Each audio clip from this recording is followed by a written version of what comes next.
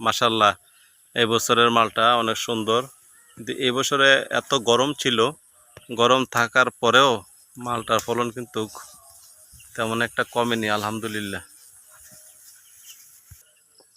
হ্যাঁ, অনেক অসংখ্য মালটা এসেছে বাগানে, অনেক সুন্দর সুন্দর মালটা। হ্যাঁ, একদম বাংলাদেশের যে দেশি মালটা, বাড়ি মালটা এক, যেটাকে আমরা পয়সা মালটা বলি।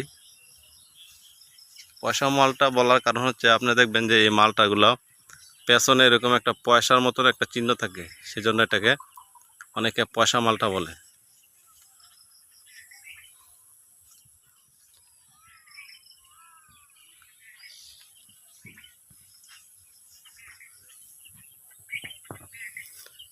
এদিকে অনেক গাছ, এই বাগানে প্রায়